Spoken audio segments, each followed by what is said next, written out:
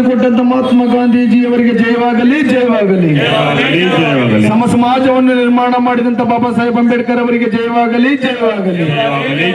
ಕರ್ನಾಟಕ ರಾಜ್ಯ ರೈತ ಸಂಘಕ್ಕೆ, ರೈತರ ಹೋರಾಟಕ್ಕೆ, ಅನ್ನದಾತರ ಹೋರಾಟಕ್ಕೆ, ಶ್ರಮಿಕರ ಹೋರಾಟಕ್ಕೆ, ಸಮಾಜ ಚಿಂತಕರ ಹೋರಾಟಕ್ಕೆ, ಹಾಲು ಕೊಡುವ ಗೋಮಾತೆಗೆ, ಅನ್ನ ನೀಡುವ ಭೂತಾಯಿಗೆ, ರೈತರ ಭೂತರಿಗೆ ಭೂಮಿ ಕೊಡಲಾಗದಂತ ಕೆಡಿಬಿ ಅಧಿಕಾರಿಗಳಿಗೆ ಧಿಕ್ಕಾರ ಧಿಕ್ಕಾರ.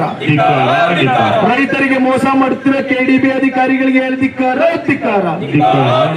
ಬೇಕೇ ಬೇಕು, ಬೇಕೇ ಬೇಕು.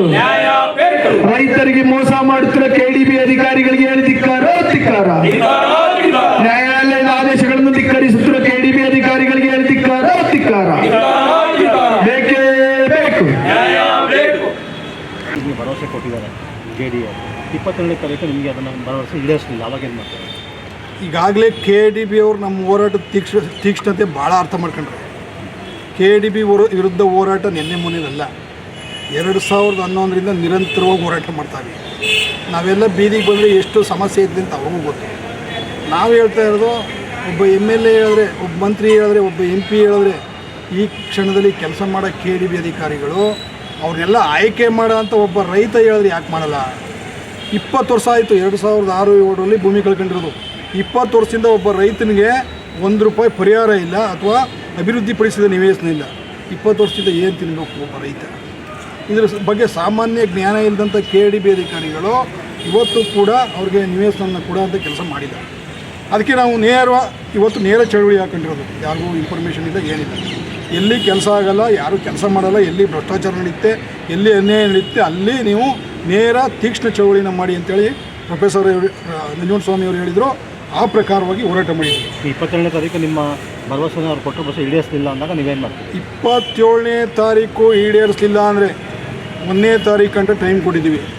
8ನೇ ತಾರೀಕು ನಂಜನಗೂಡಿನಲ್ಲಿ 3-4 ಸಾವಿರ ಜನ ಸೇರಿ ಏನೋ ರಾಜ್ಯ ಸರ್ಕಾರ ಮತ್ತು ಕೇಂದ್ರ ಸರ್ಕಾರದ ರೈತ ವಿರೋಧಿ ನೀತಿಯನ್ನು ಖಂಡಿಸಿ ದೊಡ್ಡ ಹೋರಾಟ ಮಾಡಬೇಕು ಅಂತ ಹೇಳಿದ್ವಿ. ಅದೇ ಹೋರಾಟನ ಒಂದಿನ ಇಲ್ಲೂ ಕೂಡ ಹಾಕತ್ತೀವಿ. ಸಾವಿರಾರು ಸಂಖ್ಯೆಯಲ್ಲಿ ಜನ ಸೇರ್ತೀವಿ. ಯಾರಿಗೆ ಅನ್ಯಾಯ ಆದರೂ ಕೂಡ ನಾವು ಬಿಡೋಂಗಿಲ್ಲ. ಅದು ಕೂಡ ನಮ್ಮ ಸಂಘಟನೆಯ ಕಾರ್ಯಕರ್ತರವರು ಭಾಳ ದುಡ್ದಿರೋ ಅಂಥವ್ರು. 1984ರಿಂದನೂ ರೈತ ಸಂಘಟನೆಯಲ್ಲಿ ಸಕ್ರಿಯವಾಗಿರೋಂಥ ಒಬ್ಬರು ಕಾರ್ಯಕರ್ತರು. ಇಂಥವ್ರಿಗೆ ಇಂಥ ಮೋಸ ಆದರೆ ಸಾಮಾನ್ಯ ರೈತರಿಗೆ ಇನ್ನೆಂಥ ಮೋಸ ಆಗ್ತಾ ಇರಲ್ಲ. ಈಗಾಗಲೇ ಹಳ್ಳಿಗಳಲ್ಲಿ ಬೇಸಿಗೆ ಮಳೆನೂ ಬರ್ತಾ ಇಲ್ಲ, ದೊಡ್ಡ ಬಿಸಿಲು ಹೊಡಿತಾ ಇದೆ, ಬೋರ್ವೆಲ್ಗಳೆಲ್ಲ ಬತ್ತೋಗಿ ಇವತ್ತು ಕೂಡ ಉಳಿದಿರೋ ಬೆಳೆನೂ ಉಳಿಸ್ಕೊಳ್ಳೋಕ್ಕಾಯ್ತಾ ಇದೆ. ಅಂಥ ಸಂದರ್ಭದಲ್ಲಿ 20 ವರ್ಷದಿಂದ ಭೂಮಿನ ಕಿತ್ಕೊಂಡು ಅವ್ರಿಗೆ ಪರಿಹಾರ ಕೊಡಲಿಲ್ಲ ಅಂದರೆ, ಅವ್ರಿಗೆ ಅಭಿವೃದ್ಧಿಪಡಿಸೋ ನಿವೇಶನ ಕೊಡಲಿಲ್ಲ ಅಂದರೆ, ಈ ಒಂದು ಇಲಾಖೆ ಇದ್ದು ಸತ್ತಂಗೆ, KDB ಇಲಾಖೆ ಇದ್ದು ಸತ್ತಂಗೆ. ಇನ್ನಾದರೂ ಸತ್ತಂಗೆ ಬದುಕಬೇಡಿ, ಬದುಕ್ತಂಗೆ ಬದುಕಿ ಅಂತ ಹೇಳಕ್ಕೆ ಬಂದಿದ್ದೀವಿ ಇವತ್ತು. ಒಂದು ವೇಳೆ ಹಂಗೆ ಏನಾರು ಮಾಡಲಿಲ್ಲ ಅಂದರೆ ನೂರಾರು ಸಂಖ್ಯೆಯಲ್ಲಿ, ಸಾವಿರಾರು ಸಂಖ್ಯೆಯಲ್ಲಿ ಜನ ಬರ್ತೀವಿ, ಬಾರ್ಕೋಲ್ ಹಿಡ್ಕೊಬತ್ತೀವಿ. ಏನು ನಿದ್ದೆಗೆ ಜಾರಿದರೆ ಅಧಿಕಾರಿಗಳು, ದಪ್ಪ ಚರ್ಮದ ಅಧಿಕಾರಿಗಳಿಗೆ ನಮ್ಮ ಬಾರ್ಕೋಲ್ನ ಜಳಪಿಸುವ ಮುಖಾಂತರ ಎಚ್ಚರಿಕೆ ಕೊಡುವಂಥ ಕೆಲಸ ಮಾಡ್ತೀವಿ.